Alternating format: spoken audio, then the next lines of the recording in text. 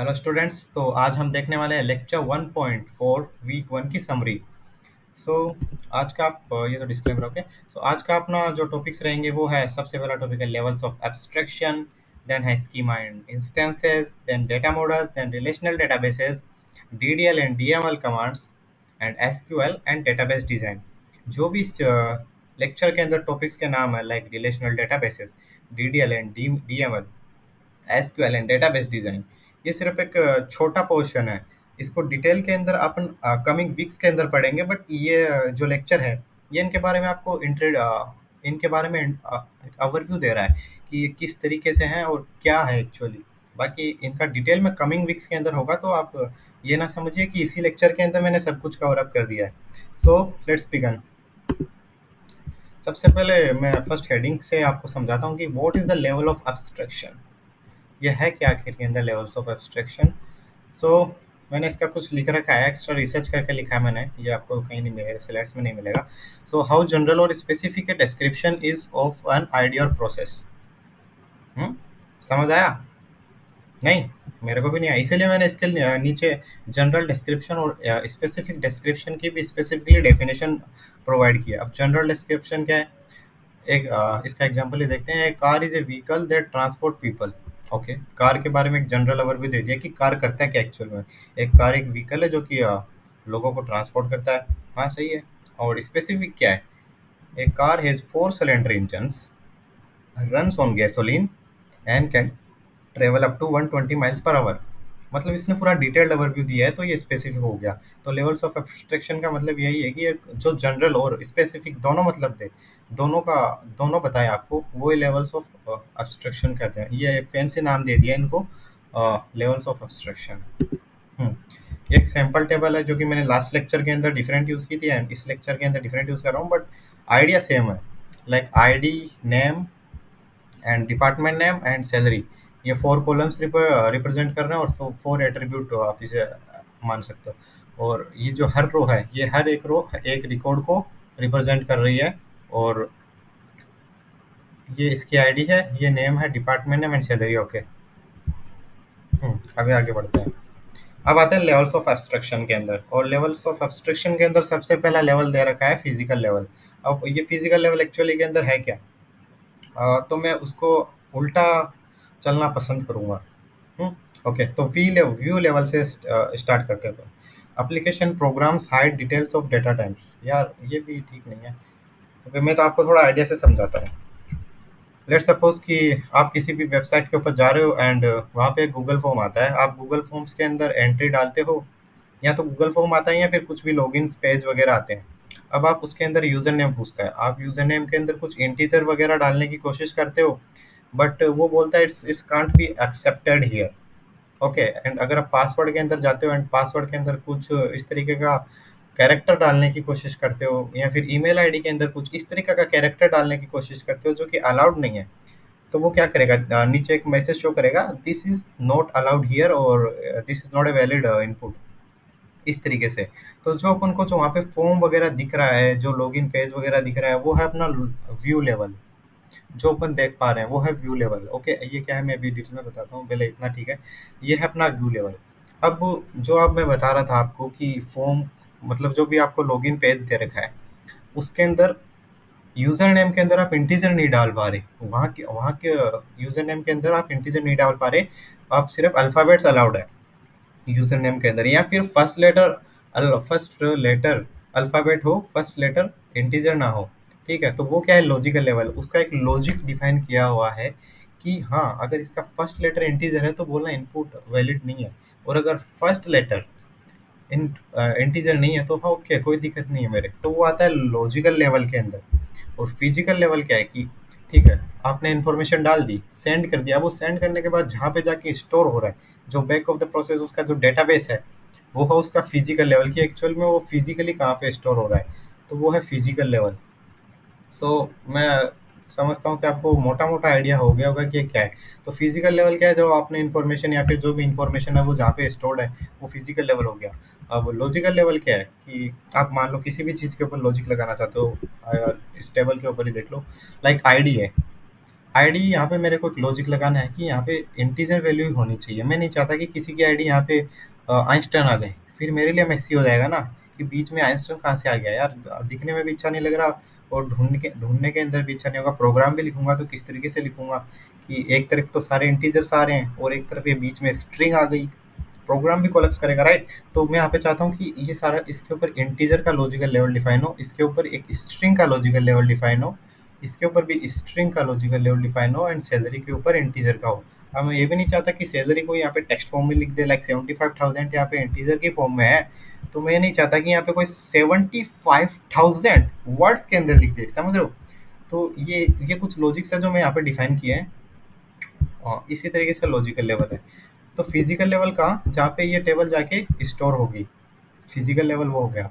जहाँ पे भी किसी भी डेटाबेस के अंदर जा रही है, सर्वर लोकेशंस एक्सेट्रा, वहाँ पे फिजिकल लेवल हो गया इसका। एंड लॉजिकल लेवल जो इस टेबल के ऊपर मैंने डिफाइन कर रखा है।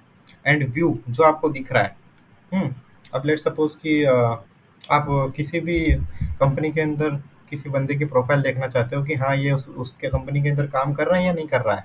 हम्म, तो वो आपको कुछ स्पेसिफिक चीज़ें दिखाएंगे, ऐसा नहीं कि सब कुछ दिखा देंगे, उसकी सैलरी कितनी है एक्सेट्रा एक्सेट्रा। तो वो जो आपको चीज़ें दिख रही है ना, वो ही व्यू है, दैट्स ऑल।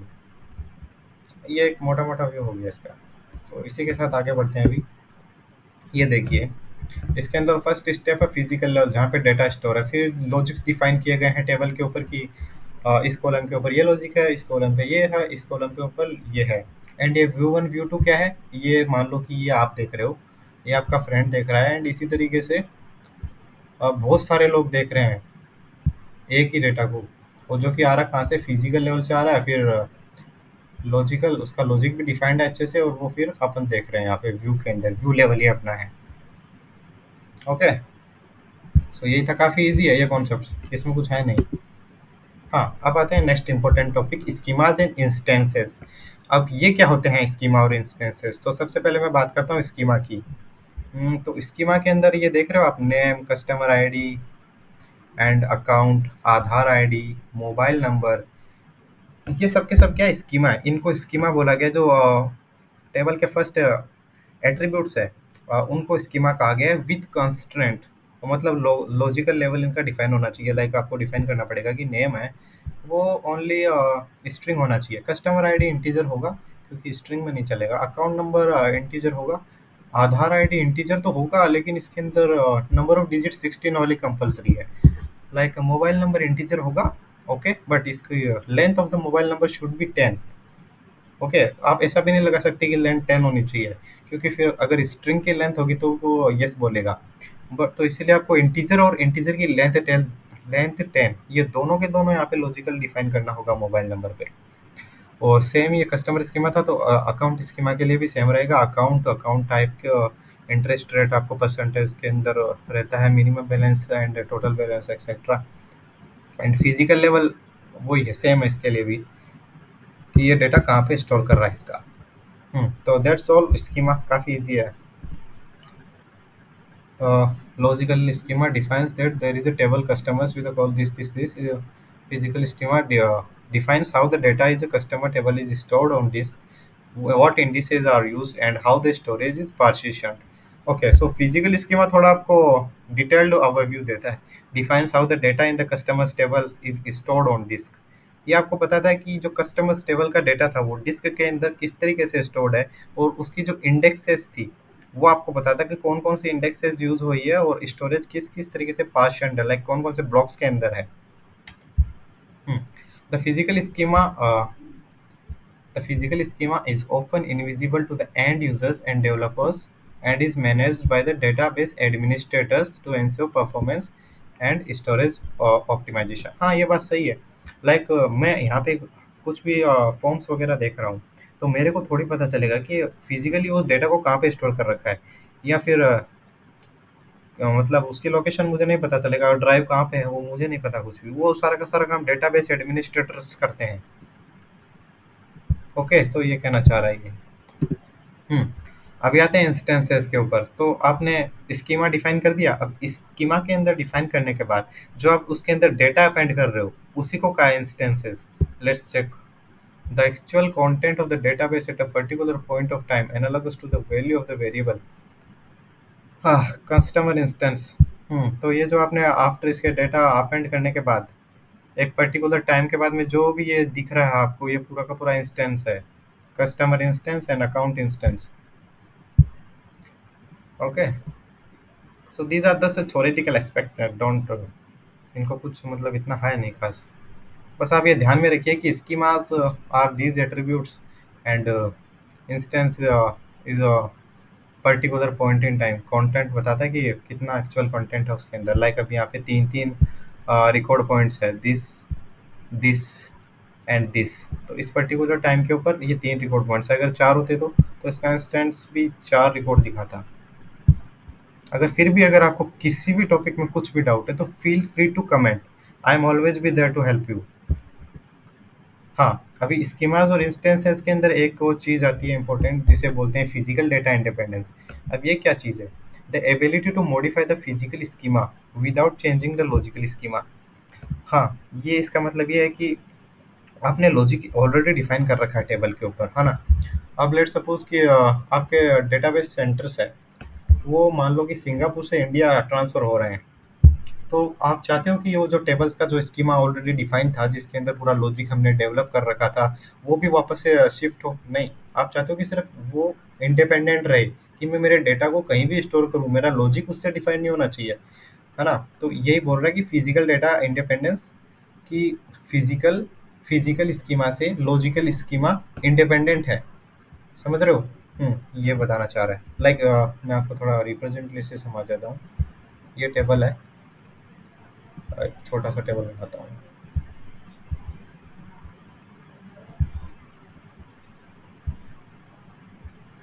इसके अंदर पूरा लॉजिक डिफाइंड है। अब इसका पहले लोकेशन था एक्स, अब आप इसकी लोकेशन वाई कर रहे हो स्टोर करने की, जो कि फिजिकल स्कीमा है।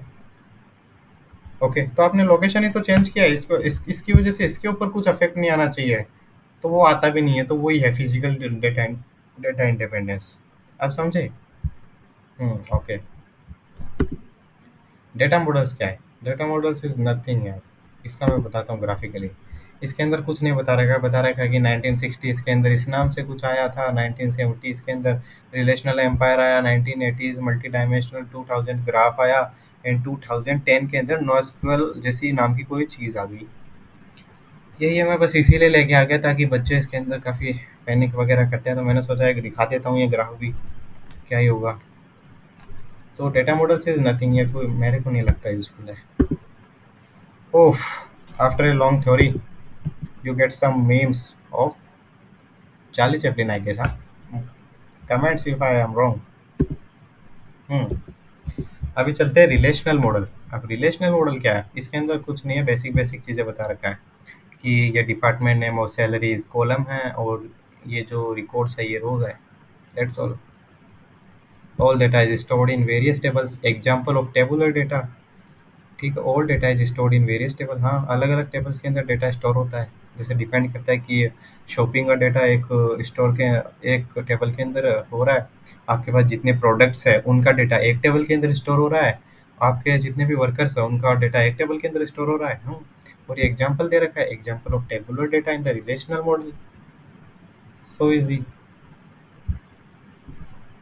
ये एक अनदर एग्जाम्पल है डिपार्टमेंट टेबल का, और ये था इंस्ट्रक्टर टेबल का। सी, इंस्ट्रक्टर टेबल, और ये है डिपार्टमेंट टेबल का एग्जाम्पल। हाँ, अब सबसे इम्पोर्टेंट टॉपिक आता है डीडीएल एंड डीएमएल कमांड्स, और ये मैं आपको अच्छे से कराने वाला हूँ वीक 2 एंड वीक 3 के अंदर। ये शायद मे बी वीक 3 के अंदर है ये, बट मैं जब भी आएगा आपको एकदम अच्छे से कराऊंगा ये, क्योंकि ये बहुत ज़्यादा इंपॉर्टेंट है। तो इनका फुल फॉर्म देखता हूँ सबसे पहले। Data definition language. आपको जो इसका हेडिंग है इसको थोड़ा ध्यान से पढ़ना है। Data definition language, data definition language. Definition का मतलब कि आप कुछ चीज़ डिफाइन कर रहे हो, डिफाइन डिफाइन कर रहे हो कोई चीज़, समझे? अब जैसे कि हाँ, ये टेबल है, ये टेबल पहले थी नहीं लेकिन अब मुझे बनानी है। ठीक है, अब लेट्स सपोज,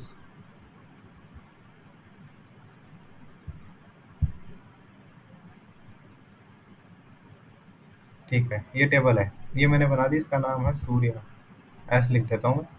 ये टेबल मैंने डिफाइन की है, मैंने खुद ने बनाई है नहीं, ठीक है। तो इसको बनाने के लिए जो लैंग्वेज यूज आती है वो आती है डेटा डेफिनेशन लैंग्वेज। सी अब इसकी थोड़ी थ्योरी पढ़ते हैं। Specification notation for database schema example. Like देखो, एक क्रिएट टेबल कर रहा है, टेबल बना रहा है, क्या नाम के बना रहा है, इंस्ट्रक्टर बना रहा है, और उसके अंदर जो एट्रीब्यूट्स है उनको लॉजिकल स्कीमा भी दे रहा है कि कैरेक्टर होने चाहिए और 5 उसकी लेंथ होनी चाहिए। नेक्स्ट एट्रीब्यूट नेम है, और उसका लॉजिक डिफाइन कर रहा है कि वेयर केयर का होना चाहिए और 20 होना चाहिए। नेक्स्ट एट्रीब्यूट डिपार्टमेंट ने बता रहा है और जिसका वेयर केयर 20 बता रहा है।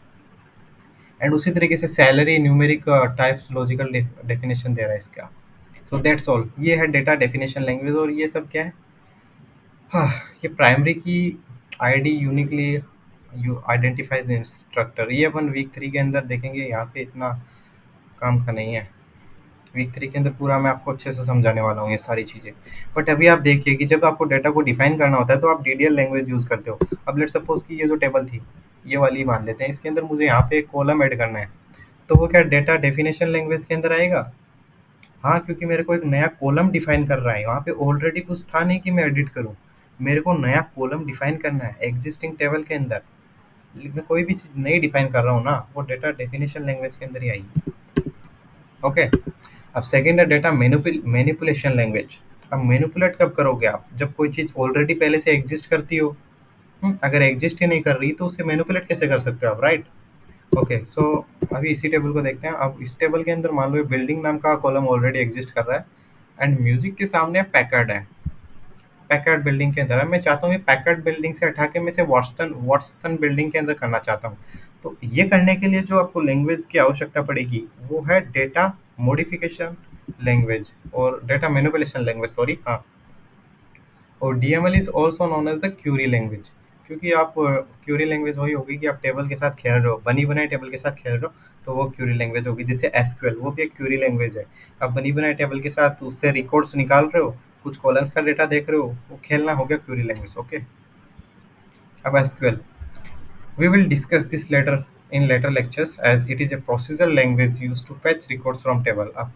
अब मैंने काफी फैंसी वर्ड यूज कर दिया है यहाँ पे। प्रोसीजरल लैंग्वेज, ये क्या होती है sir? Procedural language as such कुछ ये बड़ी हाइप है नहीं। प्रोसीजरल लैंग्वेज का मतलब है कि एक इसके अंदर फिक्स नंबर ऑफ कमांड्स है और उनका काम क्या है वो आपको सीखना है। पूरा प्रोसीजर ऑलरेडी डिफाइंड है इसके अंदर। इट्स नॉट लाइक कि पाइथन आप अपना खुद का प्रोसीजर खुद के मतलब सिंटेक्स आपके पास, उससे खुद के फंक्शंस बना रहे हो, इस तरीके से नहीं है। इसके अंदर फंक्शंस वगैरह ऑलरेडी चीज़ प्री डिफाइंड है, उनको आपको यूज़ करना सीखना है, दैट्स ऑल। तो ये होती है प्रोसीजरल लैंग्वेज। तो ये अपन आगे कमिंग वीक्स के अंदर वीक 2 से देखेंगे obviously. Database design, database design in general structure of the. सबसे पहले डेटाबेस डिज़ाइन के अंदर लॉजिकल डिज़ाइन बनानी पड़ती है कि टेबल्स का डाटा किस तरीके से होना चाहिए, किस कॉलम्स के अंदर क्या आना चाहिए, इंटीजर वैल्यू होगी या फिर इसके अंदर स्ट्रिंग्स आएगी। तो वो सारी चीज़ें लॉजिकल डिज़ाइन के अंदर अपन को सबसे पहले करनी होगी। फिर उसके बाद में देखते हैं फिजिकल डिज़ाइन। फिजिकल डिज़ाइन के अंदर ठीक है, इतने सारे लोगों का डाटा आ गया तो फिर इसे स्टोर कहाँ करना है? सिंगापुर वाले डाटा सेंटर के अंदर, या यूएस वाले डाटा सेंटर में, या इंडिया के अंदर नया बना दे।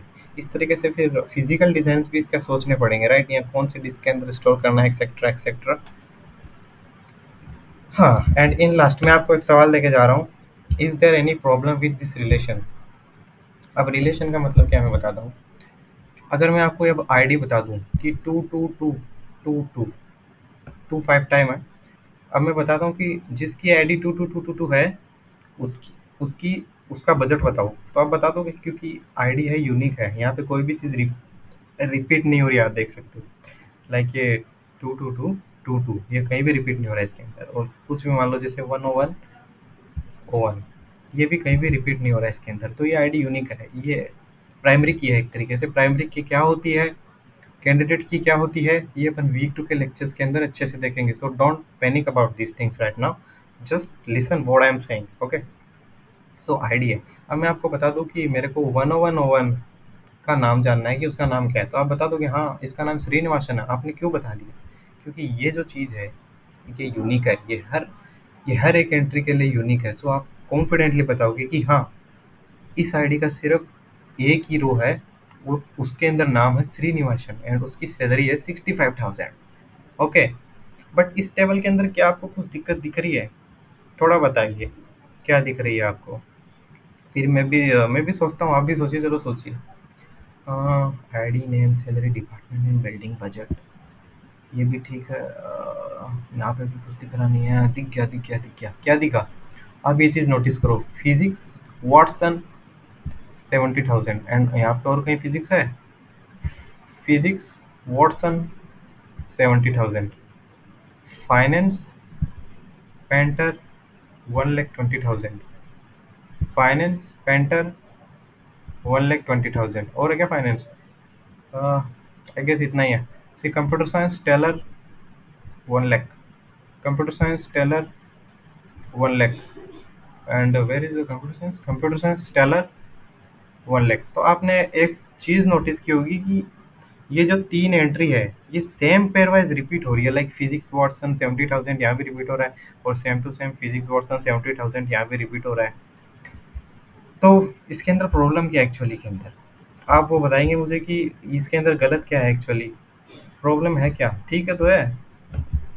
अब वो प्रॉब्लम क्या है वो मुझे आप बताएंगे कमेंट करके, और फिर अपन इसको नेक्स्ट लेक्चर के अंदर डिस्कस करेंगे। ओके, सो ये एक बार मैं फिर से आपको रिवाइज करा देता हूँ जो मैंने आपको पढ़ा है। सबसे पहले अपन ने देखा लेवल्स ऑफ एब्स्ट्रैक्शन, जिसके अंदर अपन ने देखा फिजिकल लेवल देखा, फिर लॉजिकल लेवल देखा, एंड देन उसके बाद व्यू लेवल देखा, फिर स्कीमा एंड इंस्टेंसेस देखे। स्कीमा थे only attributes of the tables with logical definition, logic defined. And then उसके बाद में देखें इंस्टेंसेस। इंस्टेंसेस क्या थे कि पर्टिकुलर टाइम के ऊपर उसके अंदर कितने नंबर ऑफ रिकॉर्ड्स है, उस वो अपन को देखना है। डेटा मॉडल जो कि उसका हिस्ट्रिकल था थोड़ा, relational databases, and DDL and DML. DDL data definition language, and DML data manipulation language. इन दोनों का मैंने थोड़ा आपको बेसिक ओवरव्यू दिया है। अगर आपको वो समझ में आ रहा है तो आप मेरी बात मानिए, वीक 3 आपको अच्छे से समझ आएगा। एसक्यूएल, एसक्यूएल प्रोसीजरल लैंग्वेज है, अपन ने वो देखा। डेटाबेस डिज़ाइन, इसके लिए अपन को लॉजिक अच्छे से बनाने होंगे, फिर फिजिकल लॉजिक बनाना होगा, फिजिकल स्कीमा बनाना होगा, दैट्स ऑल। तो ये था आज का अपना लेक्चर, काफ़ी छोटा सा लेक्चर था, एंड इसके बारे में, इस टीबीएमएस के बारे में अपन आगे भी पढ़ते रहेंगे। So I am finished now, and thanks for watching this video. If you like the content, do subscribe and like the video. And that's all for today. Signing off, Ayush.